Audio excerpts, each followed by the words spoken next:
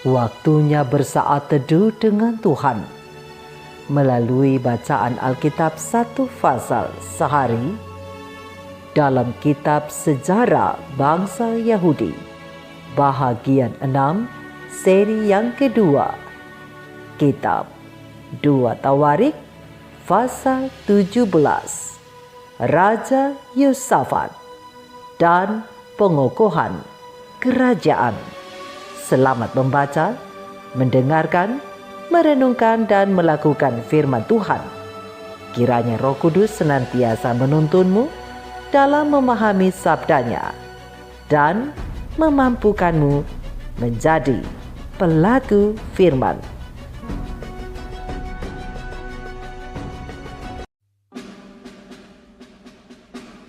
Maka Yosafat anaknya menjadi raja menggantikan dia.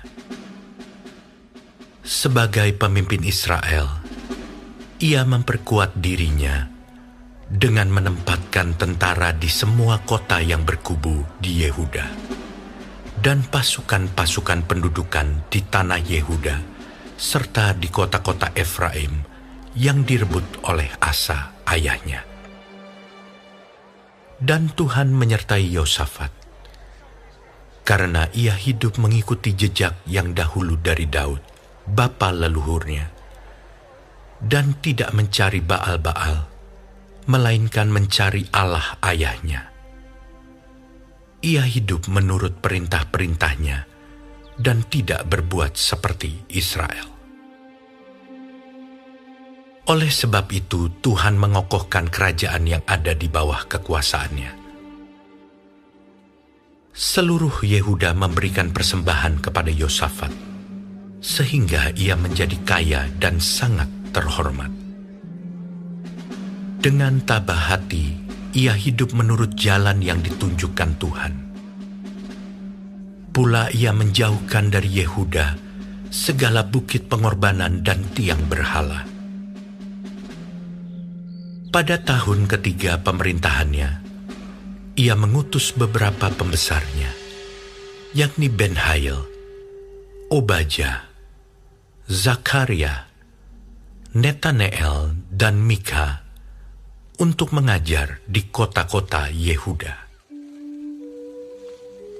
Bersama-sama mereka turut juga beberapa orang Lewi, yakni Semaya, Netanya, Zebajah, Asael, Semiramot, Yonatan, Adonia, Tobia, dan Tob Adonia, disertai imam-imam Elisama dan Yoram. Mereka memberikan pelajaran di Yehuda dengan membawa kitab Taurat Tuhan. Mereka mengelilingi semua kota di Yehuda sambil mengajar rakyat. Ketakutan yang dari Tuhan menimpa semua kerajaan di negeri-negeri sekeliling Yehuda, sehingga mereka tidak berani berperang melawan Yosafat. Dari antara orang-orang Filistin, ada yang membawa kepada Yosafat persembahan dan perak sebagai upeti. Juga orang-orang Arab membawa kepadanya kambing domba, domba jantan 7.700 ekor, dan kambing jantan 7.700 ekor. Yosafat makin lama makin kuat, menjadi luar biasa kuat. Di Yehuda, ia membangun benteng-benteng dan kota-kota perbekalan. Banyak perbekalannya di kota-kota Yehuda. Orang-orang perangnya ada di Yerusalem. Semuanya pahlawan yang gagah perkasa.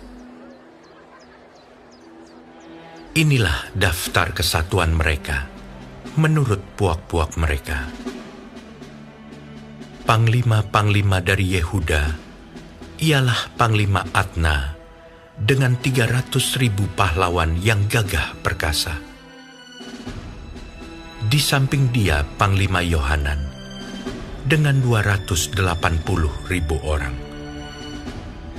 Dan di samping dia, Amasya bin Zikri, yang dengan sukarela telah menyerahkan dirinya kepada Tuhan, dengan 200.000 pahlawan yang gagah perkasa. Dan dari Benyamin ialah Eliada, seorang pahlawan yang gagah perkasa, dengan 200.000 orang yang bersenjatakan busur dan perisai. Di samping dia Yozabat, dengan 180.000 orang yang bersenjata untuk berperang. Mereka itulah yang bertugas pada raja, selain daripada mereka yang ditempatkan raja di kota-kota yang berkubu di seluruh Yehuda.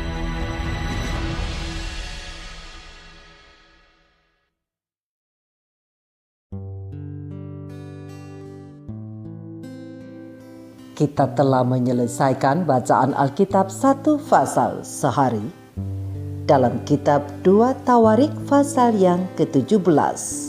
Sedikit perenungan mengenai pasal ini tentang hasil dari sebuah ketaatan. Ada peribahasa mengatakan bahwa buah jatuh tidak jauh dari pohonnya. Ini menggambarkan bahwa seorang anak tidaklah berbeda jauh dari orang tuanya. Namun, pengecualian bisa terjadi. Ada orang yang sangat berhasil justru ketika ia menjadi buah yang jatuh amat jauh dari pohonnya. Artinya, hidupnya berbeda dari kehidupan orang tuanya. Raja Yosafat menjadi Raja Yehuda menggantikan Asa ayahnya yang wafat akibat sakit parah yang mencederai kakinya. Terang besar Alkitab 2 Tawarik 16 ayat 12 sampai ayat yang ke-13. Yosafat hidup berkenan di hadapan Tuhan karena ia tidak menduakan Tuhan dengan ilah manapun di Israel. Terang besar Alkitab 2 Tawarik 17 ayat 6. Yosafat hanya mengandalkan Tuhan sebagai satu-satunya sumber pertolongan. Terang besar Alkitab 2 Tawarik 17 ayat 10. Sementara ayahnya, Raja Asa, bersekutu dengan Aram yang sangat dibenci oleh Tuhan. Yosafat juga sangat memperhatikan kehidupan rohani rakyatnya. Ia mengutus beberapa pembesar orang Lewi dan para imam untuk mengajar rakyatnya agar mereka hidup takut akan Tuhan. Terang besar Alkitab 2 Tawarik 17 ayat 7 sampai 9. Yosafat melakukan banyak hal yang benar di mata Tuhan. Sebagai pemimpin bangsa, ia mengelola negaranya dengan begitu baik. Ia membangun sistem pertahanan. Terang besar Alkitab 2 Tawarik 17 ayat 1 dan 2 dan ayat yang ke-12. Ia juga mengatur bala tentaranya. Terang besar Alkitab 2 Tawarik 17 ayat 14 sampai 19 untuk keamanan dari bangsanya. Ia juga tahu batas-batas kewenangannya. Karena itu, ia memberikan tugas untuk mengajarkan hukum Tuhan kepada orang yang tepat. Terang besar Alkitab 2 Tawarik 17 ayat 7 sampai 9. Dan Tuhan memberkati upaya Yosafat itu dengan menaruh rasa takut pada Yehuda di dalam hati negara-negara tetangganya dan para musuhnya. Bahkan orang Filistin dan orang Arab pun menyerahkan upeti kepada dia. Terang besar Alkitab 2 Tawarik 17 ayat 10 dan ayatnya yang ke-11. Saudara dan saudariku, deretan kisah dari raja-raja Yehuda cukup menyedihkan karena kejatuhan yang berulang-ulang. Walau beberapa di antaranya memulai hidup dan pemerintahan mereka dengan baik. Salah satunya adalah Yosafat. Dari Yosafat kita melihat bahwa orang yang hidup bagi Tuhan serta yang mengutamakan Tuhan dalam seluruh karyanya akan mengalami berkat-berkat Tuhan. Namun ingatlah, kesetiaan kepada Tuhan janganlah hendaknya semata-mata demi memperoleh berkat. melainkan karena kita sungguh-sungguh mengasihi Dia. Saudara dan saudariku, berdasarkan terang besar Alkitab 2 Tawarik 17 ayat 3-7, ayat yang ke-9 dan ayat yang ke-10. SDA Bible Commentary volume 3 halaman 1132, alinea ketiga sampai alinea yang kelima menjelaskan bahwa ketaatan kepada Tuhan selalu membawa kebaikan, dan dalam melakukan asas-asas saleh yang setia akan menghasilkan kepercayaan ilahi. Tetapi Tuhan tidak akan menghormati ketika mereka yang ditempatkan sebagai pelayan kawanan domba Allah mendukung dan memberi dorongan pada pekerjaan-pekerjaan yang jahat. Tanda-tanda lahiriah seperti berpuasa dan doa, bila tanpa roh yang hancur dan penyesalan yang mendalam, maka semuanya itu tidak ada nilainya di hadapan Allah. Pekerjaan kasih karunia batinia diperlukan. Merasa jiwa ini hina sangatlah penting. Tuhan dengan gembira akan menerima mereka yang mau merendahkan hati di hadapannya. Ia akan mendengar permohonan mereka dan mengampuni kesalahan mereka. Para pendeta dan umat-umat Tuhan membutuhkan pekerjaan pemurnian dalam jiwa mereka, dan penghakiman Allah mungkin dapat lalu dari mereka. Tuhan sedang menunggu kerendahan hati dan pertobatan. Tuhan akan menerima semua orang yang mau berbalik kepadanya dengan segenap hati mereka.